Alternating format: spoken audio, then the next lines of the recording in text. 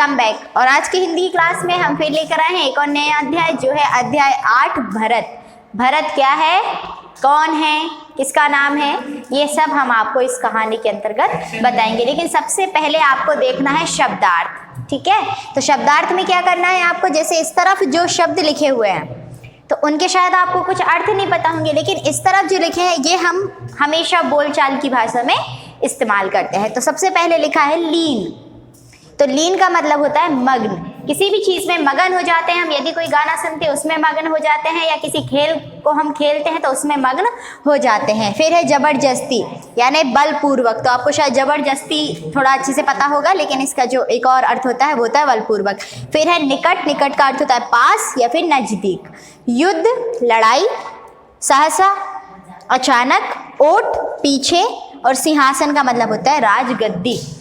तो क्या है इस अध्याय को, तो आपको इसको एक कहानी के जैसा सुन लेना है। हम आपको स्कूल में भी कहानी सुनाते हैं, तो आपको केवल इसको एक कहानी के जैसे सुनना है, और फिर हम जो भी इसके बारे में आपसे पूछेंगे आपको उनके जवाब हमें देना है। तो ठीक है, तो मैं आपको सुना रही हूँ। तो जंगल के बीच में 9-10 वर्ष का एक बालक शेर के बच्चे के साथ खेल रहा था। शेर के बच्चे गुर्रा रहे थे और पंजे चला रहे थे, पर बालक अपने खेल में लीन था। पास में ही एक शेरनी भी बैठे थे, शेरनी भी बैठे थे। सहसा बालक शेर के ऊपर सवार हो गया। इसमें क्या है, एक बालक है 9-10 साल का, और वो जंगल में किसके साथ में खेल रहा है, शेर के बच्चों के साथ में खेल रहा है। और शेर के जो बच्चे उसको गुर्रा रहे हैं, लेकिन उसको कोई फर्क नहीं पड़ रहा। और वहाँ पे शेर शेरनी भी बैठे हुए हैं, तो वो क्या कर रहा है, शेर के ऊपर सवार यानी उसके ऊपर चढ़ गया है। वह शेर का जबड़ा खोलकर बोला, अरे मुंह खोल, तेरे दांत गिनूंगा। वो शेर से क्या बोल रहा है कि तुम मुंह खोलो, मैं तुम्हारे दांतों को गिनूंगा। शेर बहुत गर्जा गुर्राया, पर बालक नहीं माना। उसने जबरदस्ती शेर के दांत गिनकर ही उसे छोड़ा। वो बहुत चिल्लाया, लेकिन उसने उसको नहीं छोड़ा। उसने कब छोड़ा उसको, उसके पूरे दांत गिनने के बाद। राजा दुष्यंत जंगल में शिकार खेलने गए थे। एक राजा है जिनका नाम है दुष्यंत। वो क्या शिकार खेलने जंगल में गए हुए थे। तो वे पेड़ों की ओट में यह दृश्य देख रहे थे, यानी पेड़ के पीछे छिपकर वे उस दृश्य को देख रहे थे। अब शेर शेरनी एक ओर चल दिए, बच्चे भी उनके पीछे पीछे चले गए। दुष्यंत बालक के निकट गए, उन्होंने वीर बालक की पीठ थपथपाई और उसका नाम पूछा। तो इसमें क्या हो रहा था, मैं आपको यहाँ तक का पूरा एक बार बताती हूँ कि एक 9-10 साल का बच्चा है जो शेर के बच्चों के साथ में खेल रहा है। शेर के बच्चे उसको गुर्रा रहे हैं, लेकिन उसको कोई फर्क नहीं पड़ा। वहाँ पर शेर शेरनी दोनों बैठे थे।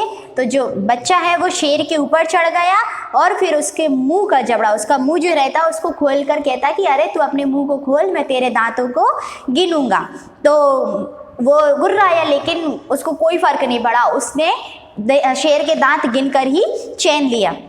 तो ये पूरा दृश्य जो है, दुष्यंत एक राजा जो है वो दुष्यंत नाम के हैं, तो वो एक पेड़ के पीछे छुपकर ये सारी चीज़ें देख रहे थे। जब शेर और शेरनी और उनके बच्चे वहाँ से चले गए, तब वो उस बालक के पास आए और उनसे पूछा कि तुम्हारा नाम क्या है, और उसकी पीठ थपथपाई। बालक बोला, मेरा नाम भरत है, मैं कर्ण ऋषि के आश्रम में रहता हूँ। वो क्या कह रहे हैं, वो बालक का नाम क्या है, भरत है। आपको यदि पूछा जाए कि बालक का नाम क्या था, तो बालक का नाम भरत था। राजा का नाम पूछा जाएगा तो राजा का नाम दुष्यंत था, ठीक है। मैं कण्व ऋषि के आश्रम में रहता हूँ। अब राजा ने उसके माता पिता का नाम पूछा। बालक ने उत्तर दिया, मैं पिता का नाम नहीं जानता, मेरी माता का नाम शकुंतला है। वो क्या कह रहे हैं कि मैं अपने पिता को नहीं जानता, लेकिन मेरी माँ जो है उनका नाम है शकुंतला। शकुंतला का नाम सुनते ही राजा दुष्यंत की बीती बातें याद आ गईं। भरत उन्हीं का पुत्र था। ऋषि के शाप के कारण वे शकुंतला को भूल गए थे। ये जो भरत है ये किसके जो राजा थे दुष्यंत, वो किसके पिता थे, भरत के पिता थे। लेकिन उनको कभी एक ऋषि ने श्राप दे दिया था, तो वो उनकी पत्नी यानी शकुंतला को भूल गए थे। शकुंतला और भरत को लेकर राजा दुष्यंत अपनी राजधानी हस्तिनापुर लौट आए। दुष्यंत के बाद भरत सिंहासन पर बैठा। उसका राज दूर दूर तक फैला। वह किसी युद्ध में नहीं हारा। भरत के नाम पर ही हमारे देश का नाम भारतवर्ष पड़ा। तो जो भरत थे उनके ही नाम पर हमारा जो भारत है उसका नाम क्या पड़ा? भारतवर्ष। किसके नाम पर पड़ा है? भरत के नाम पर भारत हमारे देश का नाम रखा गया। तो ये पूरी कहानी यहाँ तक मैंने आपको समझा दिया था कि उन्होंने उसका नाम पूछा तो उन्होंने अपना नाम बताया भरत, और उनसे पूछा कि कहाँ रहते हो, तो उन्होंने कहा कि मैं कर्ण ऋषि के यहाँ पर रहता हूँ। उन्होंने उनके पिता का नाम पूछा तो पिता का नाम उसको नहीं पता था, लेकिन माता का नाम शकुंतला उन्होंने बताया। तो जो वो राजा थे वो सारी शकुंतला उनकी पत्नी थी, ये वो भूल गए थे।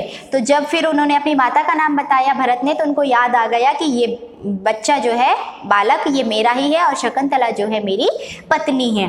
तो वो उन दोनों को लेकर उनके जो उनकी राजधानी थी हस्तिनापुर, वहाँ पर वापस आ गए, और दुष्यंत के बाद जो भरत हैं वो वहाँ की सिंहासन गद्दी पर बैठे, वहाँ के राजा बने, और उन्हीं के नाम पर, भरत के नाम पर ही हमारे भारतवर्ष का नाम पड़ा। तो ये सारी कहानी थी। तो इसके कुछ क्वेश्चन है यहाँ पर। तो यहाँ पर सबसे पहले है, बालक शेर के बच्चे के साथ कहाँ खेल रहा था? तो कहाँ खेल रहा था? वो जंगल में खेल रहा था, ठीक है। फिर नेक्स्ट है, बालक शेर के बच्चे के साथ खेल रहा था तो शेरनी कहाँ थे? शेरनी कहाँ पर थे? जब वो उनके साथ में खेल रहा था तो वहीं पास में बैठे हुए थे, ठीक है।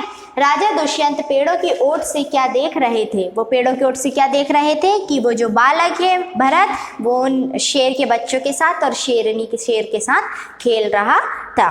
तो उम्मीद करती हूँ कि ये जो कहानी है आपको अच्छे से समझ आ गई होगी और आपको अच्छी लगी होगी। तो फिर मिलेंगे हम नेक्स्ट क्लास में।